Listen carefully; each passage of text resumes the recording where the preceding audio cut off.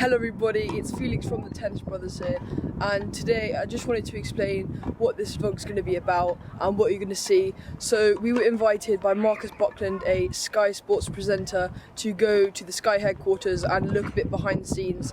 So in this video you're going to be seeing how they prepare themselves, how they talk on air, when they go live, what happens, and we interviewed Annabel,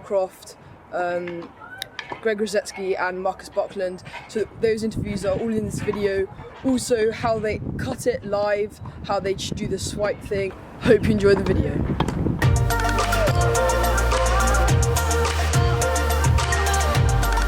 Hello everybody, it's Felix and Lucien here from the Tennis Brothers, and today we are at Sky headquarters and we're going to be watching the Miami Open final of Zverev against John Isner. We're really excited. Ready? You ready for it? Gonna win? I think Zverev's going to win. He's also German. I think Isner. We're German. I think Isner. I want Zverev to win, but I'm pretty excited, so let's go and take a look. Let's go.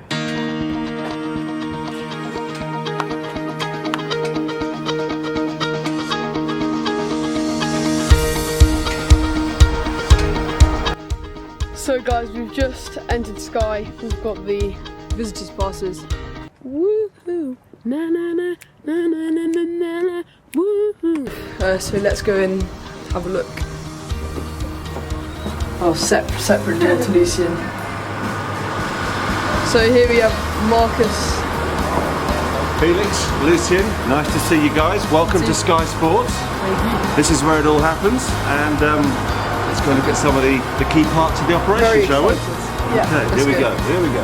Okay, so well, guys, where we're going now is sort of where all the main studios are. So on any given day, you'll have sort of a football program. As it happens, this is our tennis studio, but we'll carry on past around it. So the gallery is in there, and we'll have a look at all the producers and the directors in just a moment. And sort of a little mural of some of the people who've worked here over the years. Have you ever walked into the wrong studio? Yes, I have. That was really embarrassing. But thankfully, they weren't actually on air at the time. But it was one of the most horrible moments in my career because it's a very unprofessional thing to do. There's a red light that's always up on the door. But I was thinking, that's okay, it's my studio. And I walked in, it was a cricket studio. But they weren't doing anything, which was a huge relief. Right, we're now going to go upstairs to what I consider one of the most important rooms in the whole place, and that is makeup, because as you can see, I need a lot of it. Hello, ladies. How are we all?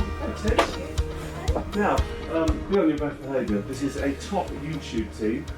We're improving them once a year, 70,000 followers. This is Tinks, who has worked actually brilliantly with us at the US Open for many, many years, and at the O2. We could not get on air, certainly I couldn't get on air without Tinks. So she is about to do what I think is the most important job of the lot, to try and make me look presentable.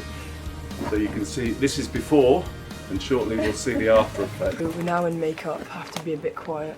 Right, okay, this is the after. We're now, Marcus is getting ready over there to go on to present, and Lucien's just reading the paper, sports papers we've been given. So yeah, really excited. These incredibly heavy doors. When they're not long. Exactly. And also watch out for these incredibly large cameras, and the highly skilled camera operators do a fantastic job. As you can see, there are altogether 4 cameras in operation today. A couple of big monitors, and up here we've got the guests' chairs. So why don't you sit, Lucien, if you sit where Greg will sit, which is that one, and Felix, if you go to where Annabel's going to be sitting, and I will take up my position. So we're now in the Sky studio. This is where they present the final, and I've got Marcus here and I'm going to ask him a few questions. So what's the hardest part of being a presenter on live? Well, that's a very good question actually. A lot of hard things. I reckon the hardest, and it's the one thing that hopefully doesn't become obvious when you're watching us, but of course, I haven't actually got my earpiece out at the moment, but throughout the programme, this will be attached to my ear. So while I'm talking to Greg and to Annabel and to whoever else, constantly I have in my ear the director, the producer, the PA who's telling me how many seconds to go until the next bit of film or whatever it is. And the hardest thing sometimes is to keep listening to them sufficiently without losing track of what Greg or Annabel might be saying. So I would say that definitely is the hardest thing, and occasionally I've lost my train of thought and forgotten what my guest's name is or what time of day it is. So, you know, these are the perils of the job.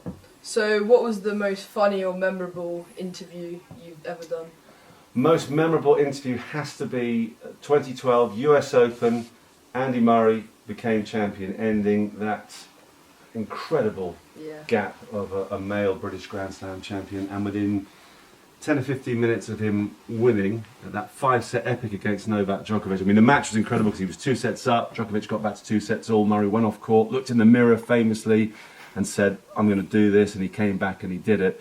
And within 10 minutes or so he came up to our studio, we were live in New York, and you just had those goosebumps because, you know, this was a real sporting landmark. We had a British male champion, and I had the privilege of being just about the first person to talk to him. Yeah. So who do you think is currently the most inspirational next-gen player, male or female? I think on the male side, and obviously he's going to be playing in the final tonight, it's got to be Zverev, simply because, you know, he's already won 2 Masters titles. He's on the verge of perhaps winning a third. I mean, he was outstanding last year. The one thing he's still got to do is have a real impact at one of the Grand Slam tournaments. He's not got a good record there yet, but I'm sure that's going to come. I also love Hyun Chung. I think his movement is fantastic. If he can work a bit on his serve, then he could be a real threat. He won the next gen. Exactly. He took advantage of the fact that Zverev wasn't there. And I happened to see Naomi Osaka at Indian Wells. I mean, what a performance to go all the way and actually win that, and then to beat Serena as well at the start of Miami. So I think she has the potential to be a major superstar as well. Yeah. Do you ever find it hard or funny to watch the all-time greats like Federer and Nadal, and then to watch your sons play at a regional event at a local club? Yeah, I mean, it's really funny. For example, this week obviously we're doing the tournament from the studio in London. So actually I was at Redbridge this morning watching Luca play in a grade 3 and trying to sort of reinforce to him some of the things that Federer says, you know, about not getting too down on yourself. And it's such a contrast. There I was sort of 2 nights ago watching John Isner produce one of the great performances. The next morning I go to Paddington to watch both Jago and Luca playing, actually unfortunately both losing in semi-finals.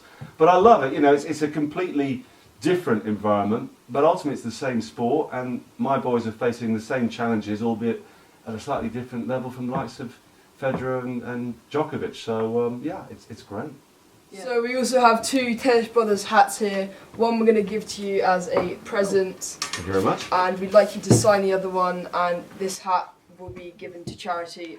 We haven't decided which one yet, but we will let you know. So there you go. There's a pen here. My pleasure. I'll just Roger Taylor at your local club at West Side, yeah? Where there's a tournament over Easter as well. Yeah, it's pretty exciting talking to him. He's obviously got so much experience.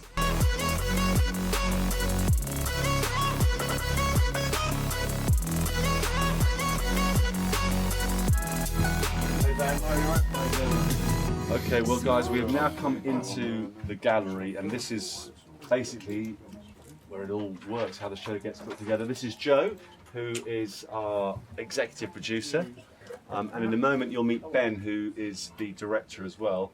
But essentially, Joe's in charge, and well, she'll tell you what she's got here. This is a running order, which she's compiled with great endeavour over the past few hours. Absolutely, with great love and care. This is a programme which we call iNews, and it's actually designed for news and sports news because it updates live. So I'm in it at the minute, and our PA is also in it at the minute, and we're both updating at the same time. So actually, when you're on air for the news and things are changing all the time, you can actually update it as you go. We're using it just at the very beginning of our show, because as you know, for tennis, things change about every 5 minutes, so we can't really plan the end. So we have ideas, but we only really write the top, and this is basically what we're going to be doing is we start with the title, so the little montage you see at the beginning, and this is just the code for what you see. And this down here is the code for what you hear. And this helps then Ben and the rest of the technical crew work out where all the sources are coming from, because you'll see in a minute, there's a lot of sources down here. Yeah. And in here is where I try and take a stab at Marcus's wonderful words. She writes very well. So I'm going to, over the event captures at the top, I'm going to be saying sunny skies above, but you can never rule out a storm in this part of the world, and we've certainly got a stormer. See, this is good. Stormer of a match for you today. Welcome to the final of the second Masters Tournament of the year. Sasha Zverev takes on John Isner live from Miami, Florida. And that's how we get up and running. That's how it works. And it all then works we from talk a there. bit about some tennis, and then we see some tennis. It's about that complicated. And Ben will now explain, thank you Joe, that was brilliant. We'll explain to you the very complicated procedures that go on elsewhere. This is the heartbeat down here of what happens. This is, I believe, we're probably using Star Wars back in the day. I think there's a fake controller, version 1. But the Vision Mixer, this is cameras which relate, if you look at 1, 2, 3, they're the cameras we have in the studio. So we can cut them as Marcus and guests would chat to each other. But then we also have, which at the moment is unfortunately black because they're not up yet, but we take sources, so where it says Court A, that'll be the stadium court in Miami, and there's a feed program, and then we get some other bits and bobs as well. And then if you look where it says Viz 1 and Viz 2, that is your graphic sources. So we put a graphic up, they will appear there, and then we'll put them to air, which is done with a button. And we'll show you like that. So that's live now, and if it's animated, you just animate a graphic in for us. So as you see it come up, and that was my job to sort of cue them in. And then outside that you've got where you see the different colour machines, blue, red, orange and green. That is actually from what we call an EVS machine at the back, which is in this back row here. Again, they're again, another heartbeat. They sort of create everything that goes out to air. And depending if we were looking at analysis or shots, they would roll it in, and the Vision Mixer would take it here. So you can cut through all the different machines. And if you see where the red light comes on, that's the cue light to say that that's what's being taken. So that's how you sort of construct the show, because you start, so for red for instance has got the titles. Can you just roll red for me? So red would roll, and this would be us coming on air, and it would run the titles. Sound from red, if we can please. Sound from red. Not quite work, but there should be sound, and off of that then we'd come in and we'd cue Marcus to start talking. So there is a lot here to see, but we don't use all of it at once. It just means that you've got different things to go to and from. But obviously the most important thing is the live tennis. And probably the most important man is in control here. So we can select all the bits and bobs. And also, like I said, behind you are these guys here. They build all the analysis and any shots like that, so they kind of create the stuff that you see in between games and stuff like that. And then this is our graphics on. And so they provide all the graphic stats you see on screen, from name supers to big full frame graphics. So it all happens here. This is basically Joe produced the show, comes up with this is what she wants. I try and make it look as good as I can with the help of everyone else, and Marcus obviously runs the show in terms of what he says and how he brings in the guests to chat and so on. So it's quite a complicated little setup. There's a lot more to it than you think. Yeah, exactly. There's like I said, just looking at that tells you there's a lot more to it than just a couple of buttons. But yeah, there's lots of things this thing can do. It has wipes, for instance, for Miami. So Miami, this would be a wipe. So you can run. So that goes across the screen like that. So that's like one of the wipes. There's lots of different wipes depending on what we want it to do. And then, like I say, in the monitor, we can change things in the monitor. Sometimes we would do an interview through that, so you'd see the guy with the tennis player we're interviewing post-match. He would appear on that screen, and we'd go to and from, and we can run we can put any shots of people celebrating in there and stuff like that. So it's quite a good little setup, good gallery.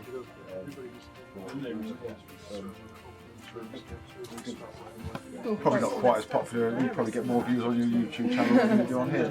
But yeah, that's it. Like I said, and this here is quite interesting as well. These machines here are called the EVS machines, and they basically they can record permanently the incoming feed of the tennis, and to get to a replay you can literally cue it in seconds. You just go back and then you press play to roll it out.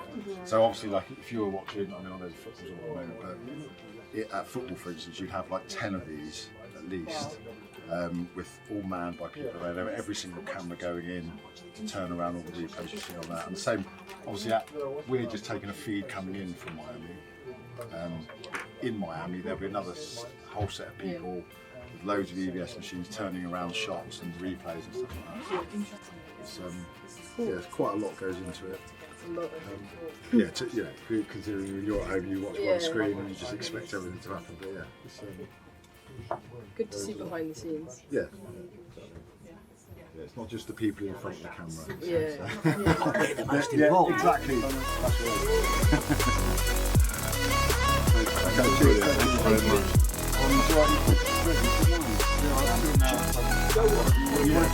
So we've just changed location to Felix casual at the moment. We've got a few questions for you, Greg. First question, if you could go back to when you're playing junior tennis, is there anything you would change? Good question, actually. I think the most important thing in junior tennis is to make sure you get good technique. The sooner you can get good technique, the easier it becomes as a tennis player. Look at one guy, Tommy Haas. I remember seeing him at 11 years of age, and he was technically perfect. So he hasn't changed one technique from 11 to the day he is, whatever he is now, 36 years of age. So he managed to be able to play the same style and was just putting in the hours. So technically get those techniques done properly from a young age, and also have a lot of fun doing it, because once that's done, it's just putting the hours in and having fun. Having practice. When you played in the US Open final of the Grand Slam, do you think the atmosphere is different to any other match you played, or? Well, I think when you're in a slam final, it's an exciting time, because you get your first Grand Slam, you think many more are going to happen. There's only 2 guys left in the locker room, so you start the locker room in the beginning of the 2 weeks with over 400 people in the locker room, and then it's just you two sitting on a table waiting to come onto the center court, and it's exciting, it's a buzz, it's what all tennis players live for, to be in the Grand Slam finals. So for me, it was an exciting day. Unfortunately, I lost, but it's still a great memory for me. And I played Pat Rafter, an Australian guy who went on to defend the title the year after. So he showed it wasn't a fluke, and he got to the Wimbledon finals and ended up being the world #1. So it wasn't a bad loss again. But the only thing which was quite funny is we'd actually played 2 weeks prior to that, and I lost him in 3 sets in New Haven. He went on to win New Haven, and then went on to win the US Open. So sometimes those matches leading up to slams can be very important. And what was the most memorable match you ever played in your career? Well, I used to train with this guy by the name of Pete Sampras. He's probably a little bit before your times, but he was like the Roger Federer of our generation. He broke all the records. And I used to train with Courier and Sampras when I was 16, 17. I was what was known as the gopher boy, or the water boy. So I'd do all the sprints, and they'd always outrun me, outplay me on the tennis courts. And I finally beat Pete for the first time in the Master Series in Paris, where I beat him in 3 straight sets. And it was fun to shake his hand and say, I really enjoyed that, Pete, because I lost 6 straight times to him before that victory. And for our generation, in my time, he was considered the greatest player to play, because he'd won 7 Wimbledons, 12 Grand Slams, and then he went up to get as many as 14 majors until he got Rafa come along, and Roger, he was the man to beat. So, who do you think at the moment is the most inspirational junior player? Well, I think that's quite a good question, because there's a lot of good juniors out there.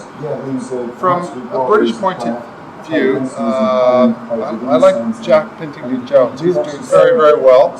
He obviously won the Europeans clay course last year. I like his attitude, I like his game, and for me, I think from a British perspective, he's one to look out for in the future. Obviously in the past, I worked with the Junior Davis Cup team, the Winter Cup, and the Summer Cup team. We had a pretty good group of boys in there. We had 6 different boys and managed to win all 3 competitions. We had you had obviously Kyle Edmund, Luke Bambridge, Evan Hoyt, all those youngsters, and a lot of them have gone on to do pretty good things in the pros. And I think Mr. Edmund right now is the British #1, so he's done okay considering everything, and one to look out for this year, and possibly get into the top 20 or top 10 this year, which would be brilliant. Yeah, I think that'd be quite good. Yeah. So what do you guys? Now you've asked me all the questions. It's not my turn to ask you questions. So how old are you both of you guys? I'm 14, just on 12. Okay. What do you guys need to get better? What is missing for you guys to push up to the top? What do you need to improve in your game? I think I need to work on my movement and just getting that bit sharper, and also my building shots, just getting a bit more consistent and putting pressure on the opponent. Okay, but here's a question for me. I'm going to ask you a tricky one. So how do you win points? What are your weapons? What are your strengths? Because a lot of people talk about, let's just work on our weaknesses all the time. I always looked at the opposite. I always worked on my strengths. So I had my strengths. I knew I had 2 or 3 things that I could always rely on to beat somebody. And I also looked at my game when I was your age, not winning in 14s and 12s, but trying to build a game for the senior game. So I remember being in a finals of the Nationals and losing 11-1 because I wanted to serve volley and be like John McEnroe, my idol during the time. And obviously I was upset I lost. But in retrospect, that's what produced my game for the pros. So figure out what you want to do for the pros and where you build your weaknesses and your strengths. But you want to have 2 shots that I think every day need to be practiced. Serve and return. Because if you can return with an attacking way or make it neutral, you're in a plus. And when you're serving, it's the only time in tennis you're 100% in control. Yeah. So remember that, guys. So we're here with Annabel Croft and we have a few questions. So the first question is, at the moment, which next-gen players are impressing you on the tour? Oh, that's such a good question. Do you know what? My favourite one at the moment is Denis Shapovalov, a left-handed Canadian. He's so young. I always say this, I think he looks like a player that should kind of be on a surfboard or a skateboard or something, but he just has the most beautiful game and the most stunning single-handed backhand, which he can hit up high when he's returning serve. And every time he's on court, it's like a light is shining on him and he brings the audience towards him because of the tennis that he plays. And I think he's got a great character. But there's so many players. I love Chung. And I love Khachanov, and of course I love Zverev as well, who I think is doing amazingly for somebody that young. I think we underestimate just what he's already achieved at such a young age. So there's lots of excitement up ahead, but out of all of them at the moment, I think Shapovalov's my favourite in terms of how he hits the ball. Yeah, I enjoy watching him as well. And did you enjoy your tennis experience as a pro player? I picked up a racket at the age of 9, so that was quite late. So you're probably a bit younger than I. Well, how old are you? I'm 12. 12. Oh wow. Okay, so you're older than I was. So I was 9 when I first started playing tennis, and nowadays kids pick up a racket when they're like 4 or 5. And I dreamed of playing on the tour and playing at Wimbledon. I had about 6 or 7 years on the tour. And I was going round and round the globe and having an amazing experience with all the cultures and all the countries that I visited. I stayed with lots of families, but after about 7 or 8 years, I'd had enough. But I still love the sport. My whole life has been around tennis, so I've enjoyed every moment around the sport. But I think 7 years of going around the globe was enough for me. And if you could go back to being like a junior player, is there anything you'd do differently growing up? Yes, I would work much harder on my serve, and I think I didn't spend enough time working on my serve because you're working on your ground strokes, and my game was built around a big forehand.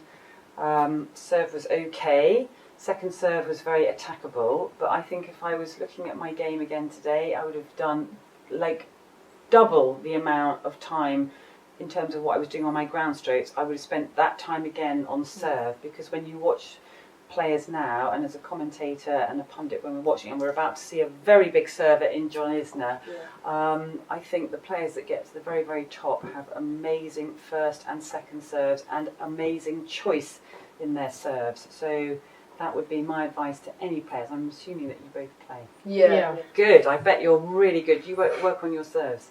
Yeah, a lot of hope people have so. told us that, like Greg told us earlier, Yeah. serve return was Yes. very important. Yeah, So, well, very best of luck. yeah, we'll Thank definitely you. go and do that when we play. Yes, definitely. Thank you for It's been talking to a us. Thank you for your pleasure. time. Well, it's nice to be here. Thank you, and Thank good you. luck. Thank you.